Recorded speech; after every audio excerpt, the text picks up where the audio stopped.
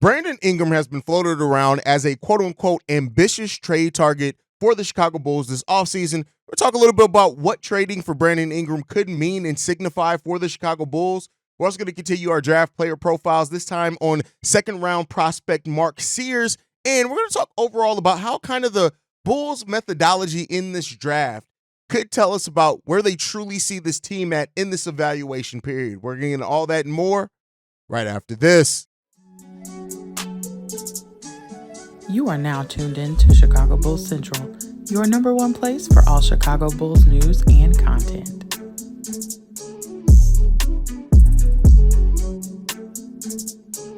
What's going on, Bulls fans? Welcome to another episode of Chicago Bulls Central, your number one spot for everything Chicago Bulls related. I'm the host there, Haize, but more importantly, you guys can follow the channel at Bulls Central Pod on every social media platform we happen to be on.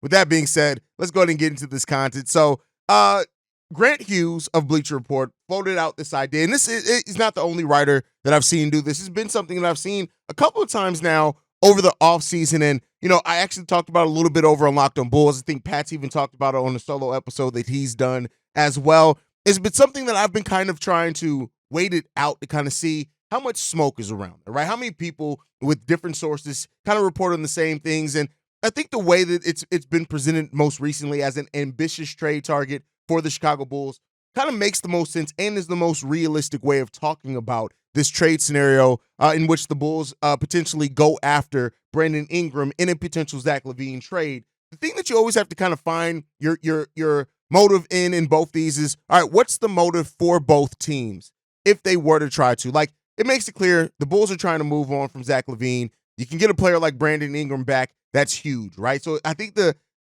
motive for the Chicago Bulls makes sense. On top of Brandon Ingram having 2 less years on his contract than what Zach LaVine has, that means that the Bulls can get off that money, which is already about $10 million less than what Zach LaVine is making. You get off that a little bit sooner. That makes sense there. The more interesting prospect, though, is to try to figure out what this could mean for the New Orleans Pelicans. And that's where it becomes a little bit more unclear. The Pelicans are a team that, if they can ever stay healthy, people see this team as a team that could make some noise in the Western Conference. Now, they got some roster balance issues and things that they need to kind of figure out, of course.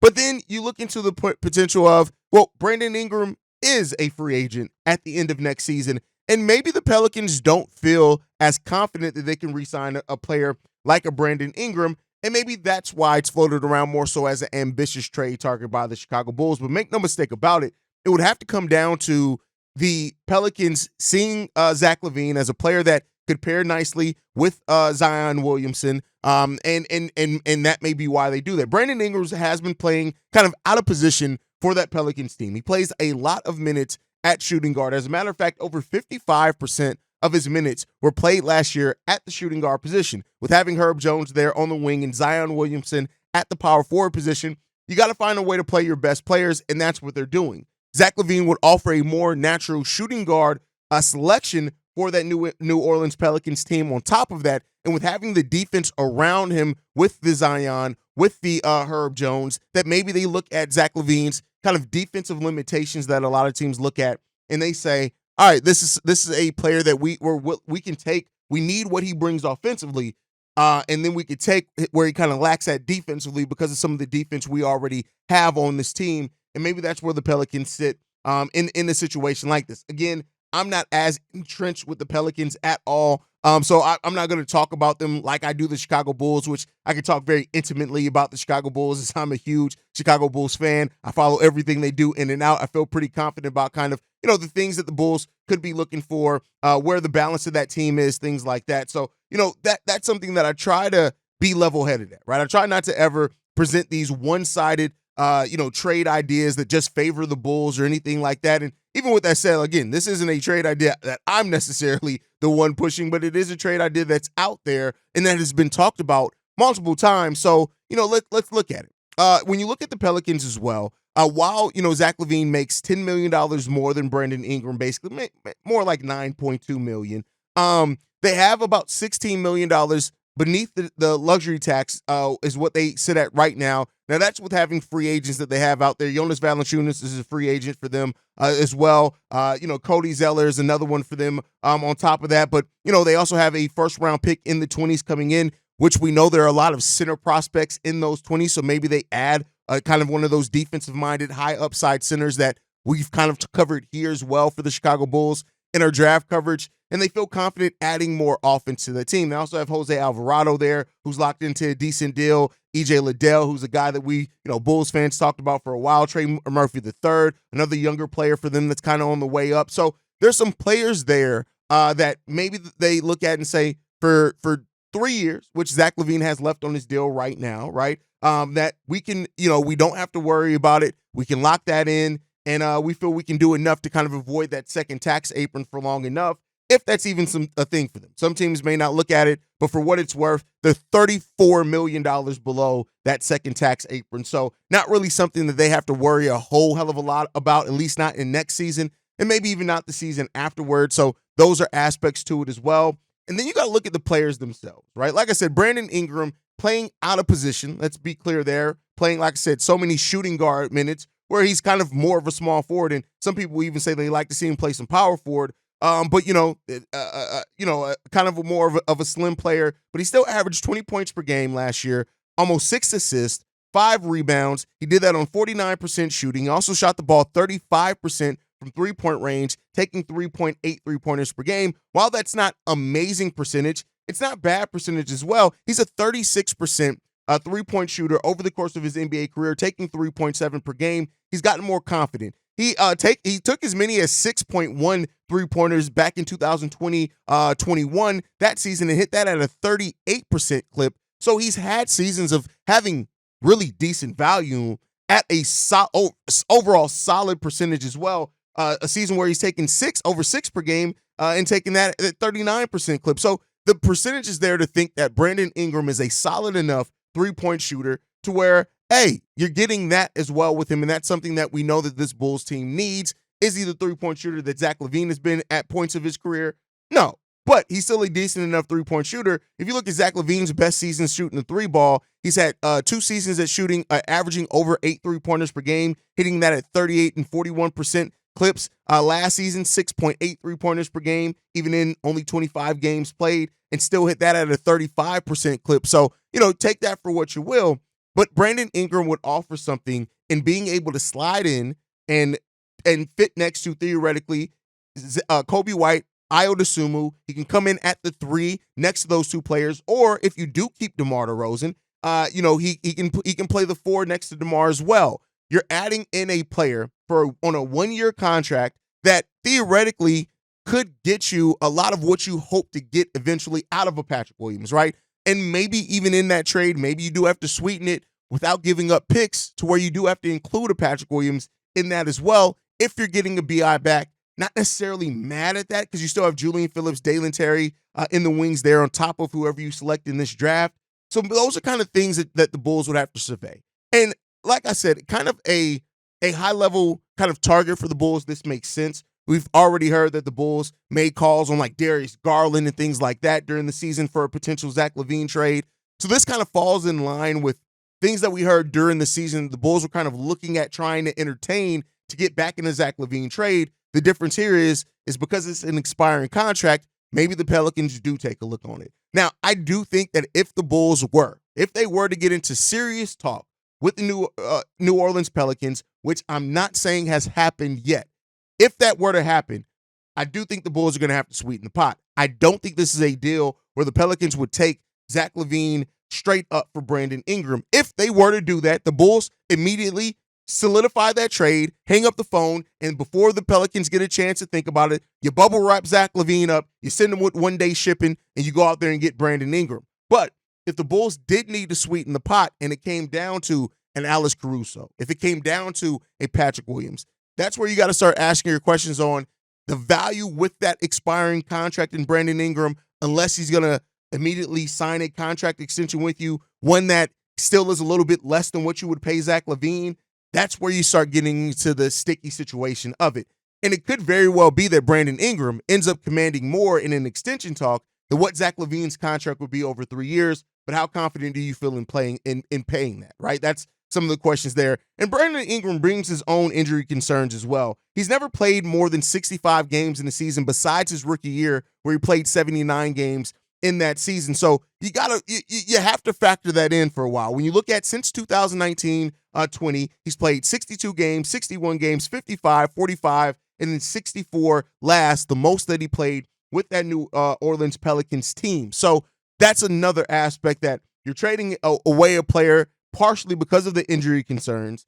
You're getting your own injury concerns back in that type deal as well. So those are also things you all have to weigh in the type of scenario. Now, maybe the Bulls look at it and they're not really looking at the future of it. They're looking at it and saying we get a 1-year rental with Brandon Ingram. We're coming off Zach LaVine's contract, which we don't have to pay the remaining 2 years because Brandon Ingram has 2 less years than Zach LaVine and way less money over that time as well. So maybe you're looking at that. Zach LaVine's making upwards of $40 million next season. Even in that last year of his deal, Brandon Ingram's only making $36 million.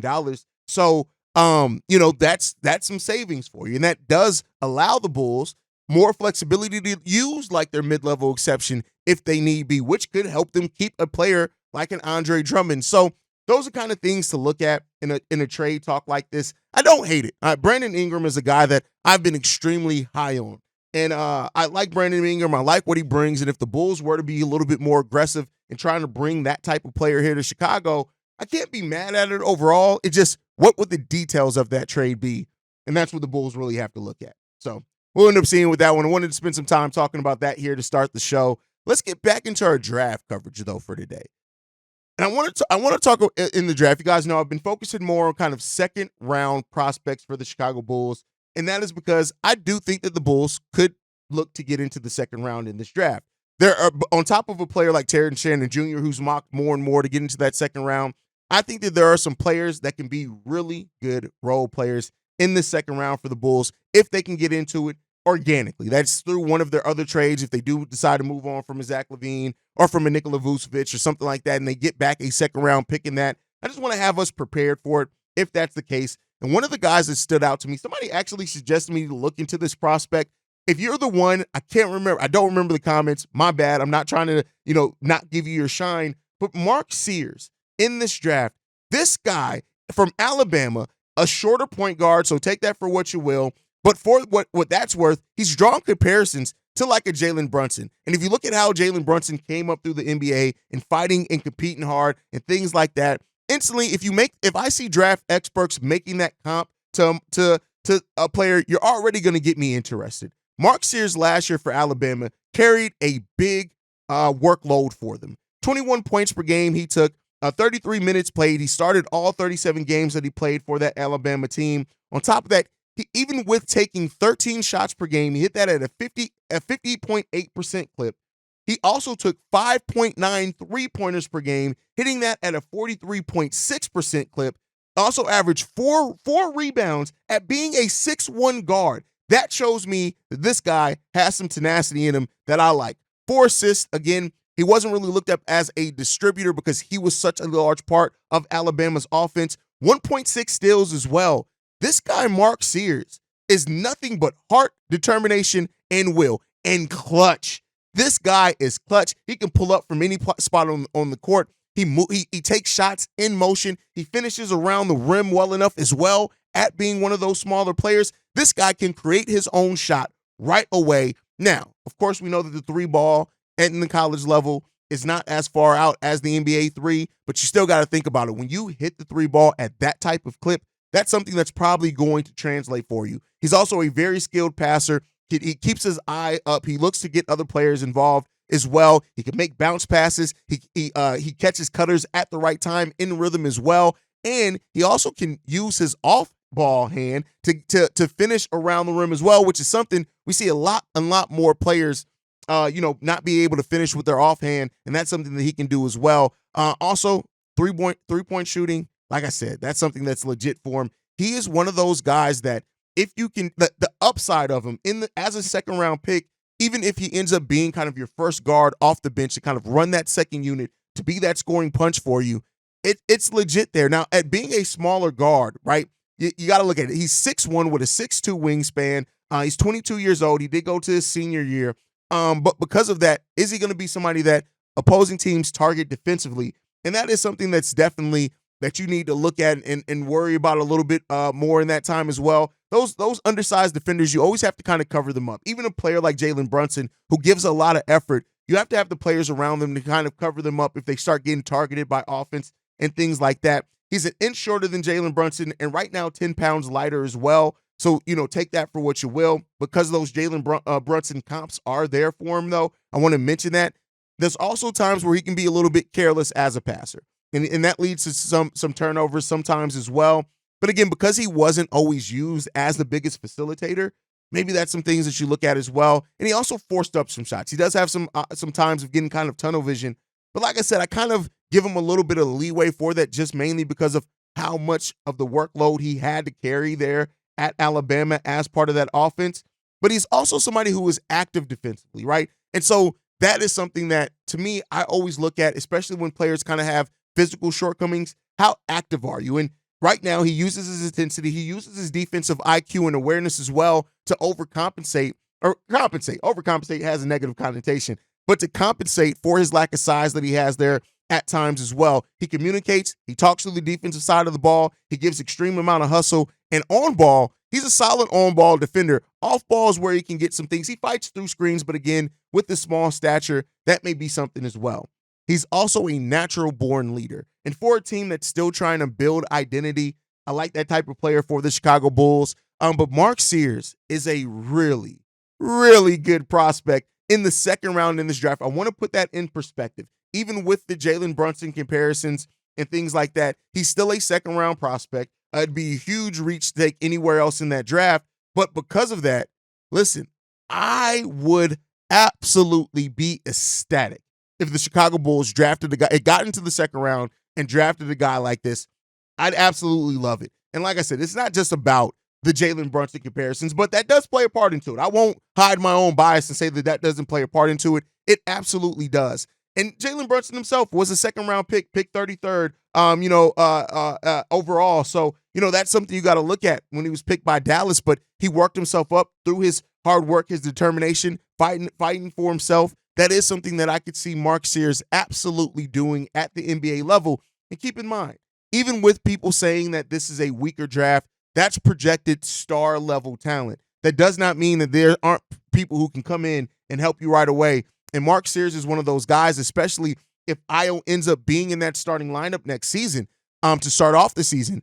Getting in a guard like Mark Sears, who would have to earn his role, right? But I do think that this is a guy who could break the mold and actually be played by Billy Donovan right away. And I think when you look at some of the type of players that Billy Donovan has played right away, they're players like a Mark Sears that fight so hard and compete so hard that you almost have to give them an opportunity to see what they're going to bring just because your team needs that edge. So Mark Sears, I love it when I can get deep in the draft bag, right, and find some kind of some diamonds in the rough there. And I think Mark Sears could absolutely be that. I would compare a Mark Sears pick, in all honesty, being like a guy like the guard version of like a Taj Gibson. Like and not to say that he ends up being a starter and anything like that, but I do think that Mark Sears is a guy that you can pick when you look at like the scoring prowess, the fact that he doesn't back down defensively, the fact that he got that absolute dog in him for a team that needs those type of players. I like Mark Sears a whole hell of a lot for the Chicago Bulls, and overall in the second round, probably instantly becoming one of my favorite prospects in the second round in this draft. But you guys can let me know what you guys think on that down below as well. Let me know what you guys think on that. But overall, before we go, I want to talk about the Bulls and their mindset in this draft, right? There are a couple of different routes that the Bulls can go in this draft. And as we get closer, we're a little under a month away. We'll revisit kind of a tier list at that number 11 pick for the Chicago Bulls. But there's one of a few different ways I see this Bulls team going. High upside is definitely one. When you look at Dejan Saloon, Matas Busilis, Khalil Ware, Cody Williams, Tyler Smith, these are really high upside picks that offer some skill set that can translate right now. When you look at a player like Khalil Ware, right away, the three-point shooting, the rim protection, the rebounding, he offers that right away while he's rounding out his offensive game, his back to the basket game, right? Cody Williams, shapes up to bring some defensive things, but as a player that gets out in transition, that can run with your young squad as well. Tyler Smith, a guy who brings some three-point shooting and is a player that you look at as potentially can be a multiple 1 through 4 defender at some points in times. But again, that would tell me if the Bulls go extremely high upside, especially if it's a Tajon Saloon, Matas Busilis type pick, that means that the Bulls are looking still to build over time. Then they could go more NBA ready now type prospect in Connect, Zach Edey, Donovan Clingan. These are guys right now that you're looking at as having skill sets that translate right away to the NBA in some shape, form, or fashion. Connect with his three-point shooting, catch and shoot opportunities, his passing as well. Those are things that he can come in and do right away at the NBA level. Donovan Clingan, kind of more that traditional old school type center that can still get out and run with you, still bring some three-point shooting as well. And then Zach Edey, old school, back to the basket. He's going to block shots. He's going to get to the rim. He's going to be big, strong, those type of things. Doesn't necessarily run the best with the team that we have right now, but is a player that, isn't as high upside, right? And then you can go best player available, which is kind of the mixture between the two, right? Depending on how you view these talents, do you just get whoever you have number one on your board and rock with it at that point in time? That's kind of where the Bulls sit at right now in these three different avenues and what they can do with the draft at number 11. Now, that could be changed by, do the Bulls make a draft day trade? Do they know that they are going to be making a trade shortly in the opening of free agency with moving a Zach LaVine, something like that? Do they not plan on bringing back DeMar DeRozan, right? Those are things that also can play into this mindset for the Chicago Bulls in this upcoming draft, and that is something that it'd be interesting to watch, but, it's something that we're going to play out. And I know, like I've said many times, that they have earned what Bulls fans throw at them and saying, oh, the Bulls aren't going to do nothing. We know they're not going to do nothing. They never do nothing. They've earned that. But this is their opportunity to show a little bit different, or are they just going to make their draft selection and just keep it pushing? We'll end up seeing with that. Let me know what you guys think down below. As of right now, with what you feel on the Chicago Bulls, do you think that we see some serious changes? Do you think the Bulls are going to go high upside? Do you think they're going to go more NBA ready now prospect? Or should they just go best player available regardless of how they view that, whether it is right now or a more future upside pick? Let me know what you guys think on that down below. If you're on the podcast side, I'll tell you how to get your thoughts in here in a second. Make sure you guys are following the show at Bulls Central Pod. You can send us any feedback, questions, comments, concerns, bullcentralpod@gmail.com. Lastly, if you want to leave a text message and our voicemail for the mailbag, the number to do so, 773-270-2799. We are the number one spot for everything Chicago Bulls related, man. And I appreciate you guys for sticking through. We also passed 18,000 subs, man. On our way to 20K subs, man. About 2,000 away from that. Man, make sure you guys hit that subscribe button. I'm going to be giving and delivering to you the best Chicago Bulls focused content on all of YouTube, all the podcasts, and the most consistent as well. There's nobody dropping episodes 7 days a week like me. Make sure you guys stay tuned in, man. I love you guys. Go Bulls. See red, y'all. Peace. This has been a presentation of the Break Media.